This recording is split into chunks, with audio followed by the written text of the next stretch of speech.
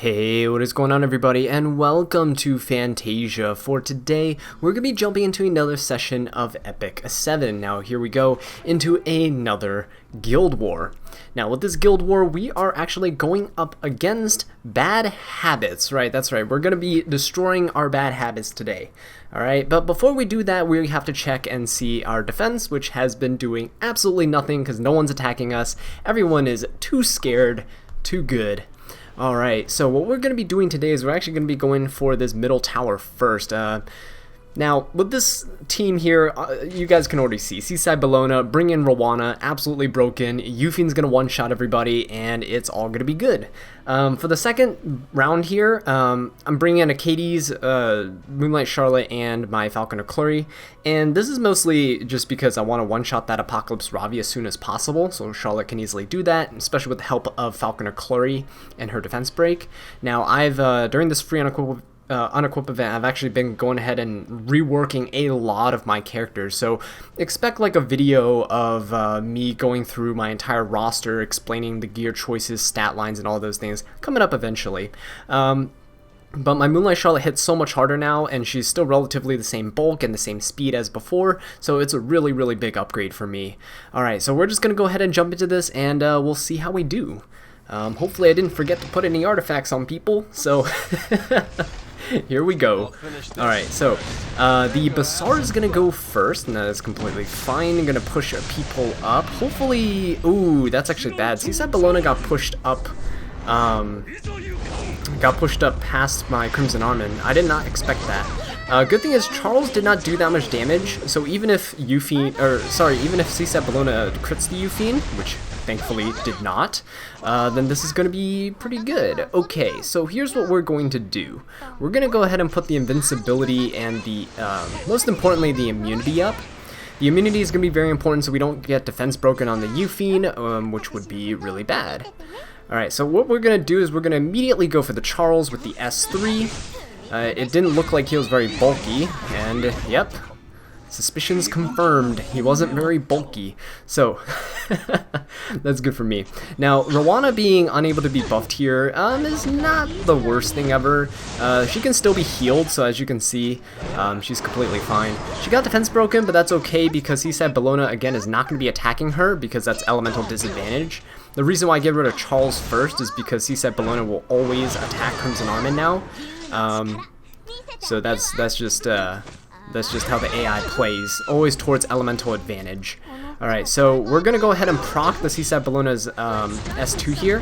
Going to deal quite a bit of damage to Rowana, but it's okay, we're going to heal that back up. Easy peasy. And after this turn, Rowana can now be buffed, which means I could put the revive buff up on everybody if I'm feeling like threatened. But as of right now, we seem to be okay. Yufien will easily take out the Seaside Bologna, and that's no problem. And now, oh, actually, we dealt so much damage to Seaside Bologna that her passive damage share onto DJ Bazaar actually just killed him. Alright, we take those. Okay, so let's see here. Apocalypse Ravi's really slow, that's okay. Lilius, though, is going to be going first and S3ing, so I'm going to go ahead and just S1. I'm going to tap the Violet over here just a little bit. Oh, that's very nice. I pushed up my Moonlight Charlotte, which is actually pretty sick. Okay, so here's what I'm going to do. I'm going to tap the Violet again. Violet's really annoying because if he uses his S2, he gets evasion chance up. And if he manages to dodge, as you can see, he eats his apple, heals a little bit and stuff. During this time, if you hit him and you miss, he's going to guarantee a counterattack on you, which is actually not that good, for me at least. Alright, so here's the thing here. Ravi is going to be hitting my Charlotte, and I don't want my Charlotte to die. So I'm going to go ahead and use my S3 very early on just so I can heal a little bit of health onto my Charlotte. And yeah, there we go. Helped us tank quite a bit. That's actually not too bad. Okay, Claire got provoked. That's okay. We don't really care because we can cycle through the heals of Acades and we can cleanse that off. And Clary should be able to lap my Charlotte here. Very, very nice. What we're going to do is we're going to go ahead and defense break that Apocalypse Ravi. Hopefully defense break. Okay, good. We didn't need the provoke, we just need defense break, so we can just slap her. Alright, Lilia's gonna attack the Falconer Clury, that's fine. And we're getting pushed up by that Ravi, which is very, very nice. I like this. So we're gonna go ahead and S2 on the Acades, heal up our Clury just a little bit, so she's a little bit healthier here. I'm gonna go ahead and actually tap this Ravi, because I can crit. There we go. And she's defense broken. Alright, please kill. Very, very nice. Okay, that was close, but we got it. Okay, so the Violet, I have to check here. So the Violet's cooldown has 2 more turns. So when his S2 is off of cooldown, that's when his evasion chance goes away. So we're going to wait for that opportunity to go ahead and provoke him during that time, and then we will hopefully kill him before he gets unprovoked. Okay, so right now my goal is to just attack Lilius, cycle through my combat readiness on my Clury. This is actually going to be bad. This is going to probably push everybody back a little bit. Except Charlotte, because she has immunity. Okay, so I have the S3 up, but Violet still has 1 more turn. I'm going to go ahead and just S1 here. Save everything. Alright, and now Violet should go. Oh no, okay. Clury's way too fast. Okay, so yeah, Violet's gonna go push up my Charlotte. Very nice. Lilius, don't provoke. Oh, I got the provoke. That's actually quite unfortunate. Alright, so here's the thing. I might still be able to just one-shot Violet, so I'm gonna Soul Burn. So I can S3 on the Violet. There's no more evasion on the Violet unless he's running like Moonlight Dreamblade or something. Even if he was, we landed that hit. That's very good. And we're gonna S1, please kill. Oh yeah, there we go. Very, very nice. Okay, we're gonna attack the Lilius, and we should be good here. 1 hit from Charlotte, and it should all be over. I'm just gonna go ahead and defense break here. Clary can't do enough damage against Lilius anyway. Okay, and there we go. That is the first battle done. All of these kind of more meta comps I already have a lot of counters for.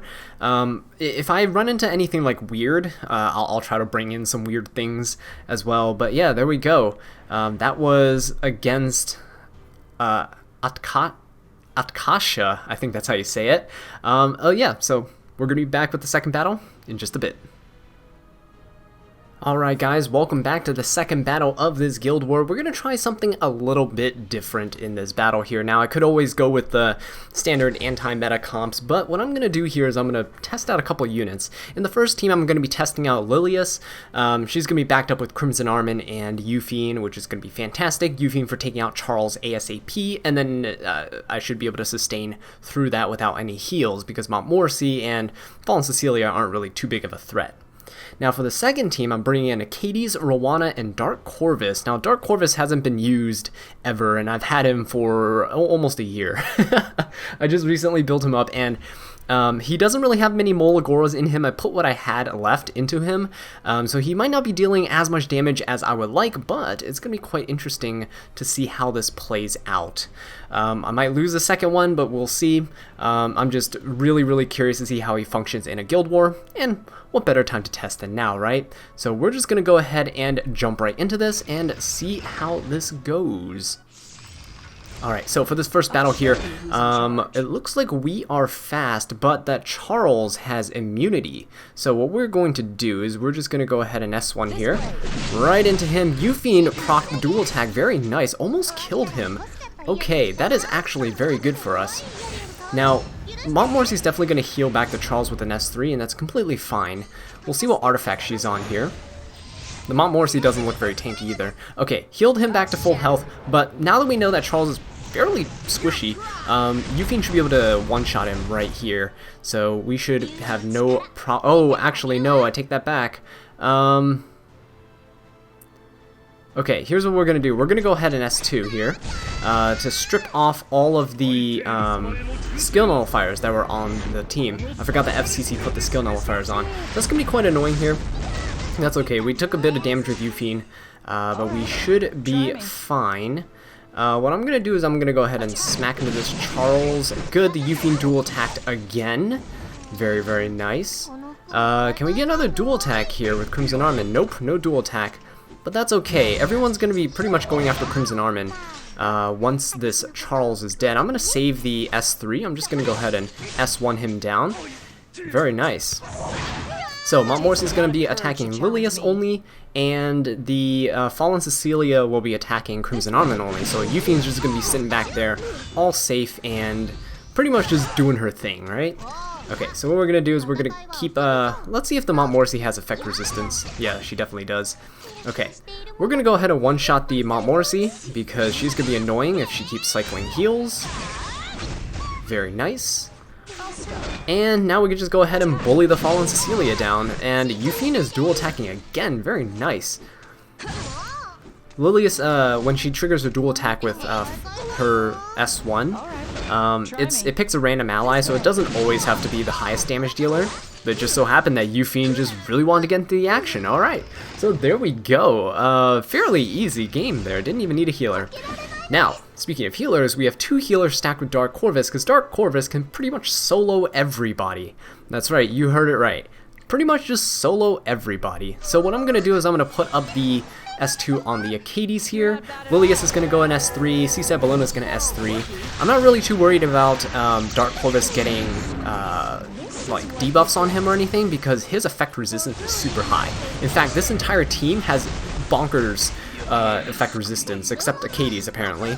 Acades is rocking, I think, like 80-something% effect resistance, not the highest. Dark Corvus is rocking around like 150, and Rowana's about like 130 effect resistance. So we're looking pretty good here. What I'm gonna do is I'm gonna bully this maid Chloe, and let's see here. Lilius is gonna try to provoke the Rowana. That's completely fine. I'm okay with that because Acades can cleanse it off next turn. Alright. Ooh, whoa, that actually landed defense break on Dark Corvus. Okay, that's not good. So we're gonna go ahead and cleanse that right off. Yeah, no need for any of those shenanigans. Now, unfortunately here, oh, that C-Set Bellona hurts. Okay, okay, Dark Corvus can get his ulti up next turn, so we can go ahead and try and nuke people there. This C-Set Bellona actually deals a lot of damage, makes me kind of scared. We should be okay though. Okay, we're gonna go ahead and use the S2 here. Everyone's fairly healthy, so we should be alright. Okay, we can soul burn this Dark Corvus hit. Alright, so what we could do here is we can go ahead and, how many turns does the maid Chloe have? 2 more turns. So what we're gonna do is we're gonna soul burn, and we are gonna smack into this maid Chloe. See how much damage we're able to do here. My Dark Corvus isn't really molded up, so he's missing a lot of damage potential. Yeah, if I had him max molded, he definitely would have gotten the kill there. But as you can see, 17,000 damage, just laying on the hurt. Now this Bellona is quite annoying because she does deal quite a bit of damage, but my priority is getting rid of maid Chloe. The reason being that maid Chloe is the biggest threat in terms of just being able to revive any DPS's back. Okay. But the good thing is, the reason why I brought Dark Corvus here is because he's going to get his cooldowns fairly quickly, because everyone's just AoE attacking into him, which is very nice. Every time he gets attacked, he has a chance of decreasing his cooldown by 1, and if he gets crit, there's a chance he gets to decrease it by 2. Now, I say there's a chance, it should be guaranteed. The only problem is that my Dark Corvus isn't fully Molagora'd. He's definitely one of my future projects that I'm going to work on, but yeah. So C-Set Bellona is going to go ahead and S3 here. That is fine. The debuffs on my team are okay. The C-Set Bellona seems to have a lot of effectiveness, which is not good for me, to say the least. Okay, Dark Corvus gets his ulti next turn. Hopefully Mei does not cycle through her revive. I hope not, because I have to, in order for me to win, I have to be able to kill this maid Chloe, but she's provoked right now, which is fantastic. So I think I should be able to get this. We're going to go ahead and smack the maid Chloe for just a little bit more damage. Alright, very, very nice. Okay, so I'm going to soul burn even though I don't think I need it, but just in case. There we go, Dark Corvus smacking down that maid Chloe. He's a very, very safe pick, by the way. A lot of people in the top guilds use him as a scout. Basically, you just bring 2 healers and Dark Corvus. You see how tanky this team is, just barely taking any damage? It's a really safe team, and Dark Corvus can just one-shot literally anybody, because the damage that he deals is only affected by his HP. So the more HP he has, the more damage he's going to deal, and nothing can change that. Like, literally nothing changes that. You can have a bunch of defense or whatever, it doesn't matter. Dark Corvus, high HP, you're going to smack into you and you just die. He's a very, very dangerous character. Oh, hang on. Let me check the... So Lilius has S3, CSAT Bellona has one more turn till the S1. So I'm going to go ahead and just put the shield on the Acades here. I'm going to wait for CSAT Bellona to do S3 before I use Acades' Cleanse. Okay. So everyone's resisting here, that's pretty good. CSAT Bellona is going to S2. And hopefully not defense break, because oh my god, if... Okay, good. Because there's no way that the CSAT Bellona can have that much damage along with all that effectiveness. Okay, so we're just like smacking this Lilius. Maybe I should probably smack the CSAT Bellona. What am I doing? CSAT Bellona needs to go. She's the only real damage dealer on the other team right now. Okay, so as of right now, I'm just gonna go ahead and put the shield back on Acades. No reason for me to use the S3 to cleanse and heal my team, because no one has any debuffs or has taken any damage until now. But there we go. Okay, so here's the thing. I'm gonna go ahead and this is probably gonna... Yeah, there we go. My Dark Corvus definitely has his cooldowns. Alright, we're gonna soul burn this for a ton of damage, and goodbye, Seaside Bellona. And I think the reason why we didn't kill Maid Chloe in one shot the other time is because Lilius was actually holding Aureus, which I didn't pay attention to. I should have been able to one-shot that Maid Chloe earlier, but this Lilius is holding Aureus, so she's taking like at least 10% of the damage from Maid Chloe onto herself. So that's okay. Now she can take all the damage head-on just by herself. And I hope I can get... Nope, no provoke there. Oh, good. There's an AoE. Please crit the Dark Corvus. Very, very nice. Okay.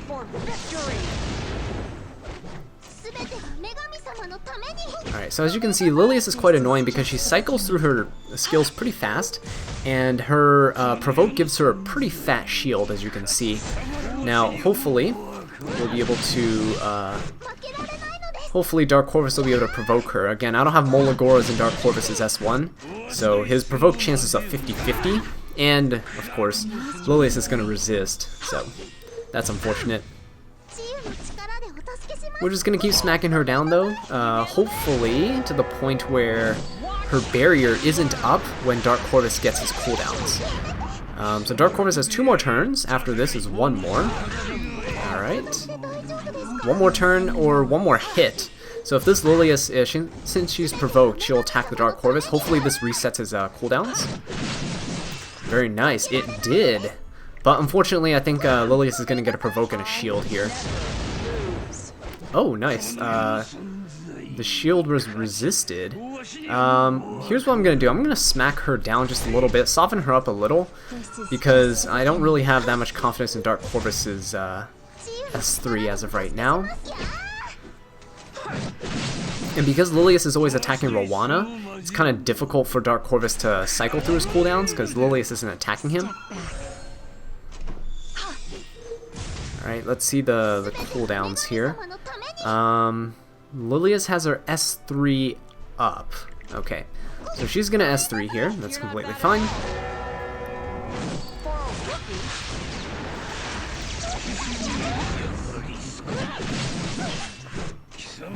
Alright, so Lilius' shield is gone, thankfully. And now we're gonna Soul Burn and S3 here. Oh yeah, there we go. Bring down the smack. Alright, 20k damage. There we go. Very, very nice. Okay, yep, so that was Dark Corvus. Absolutely broken, like beyond broken character, but you need a specific team comp for you to use him, and he's really only good in PvP. Alright, so anyway guys, that was me versus Shiro Ne-chan for our second battle. We're going to be back with a third one in just a second.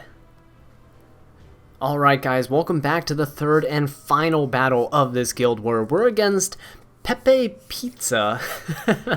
Interesting name here. Alright, so we're going to go against this weird team, and like I said, if an opponent has a weird team, I like to kind of experiment and bring some weird teams along as well. So for my first team, I'm bringing Lilius, Champion Zerato, and Acades. Now, Lilius is going to be very good against the Basar, and Acades is there just to hopefully resist the Basar as well. Like, Basar will hopefully miss on her, 50-50 chance, right? Watch the Basar crit both my Lilius and my Acades.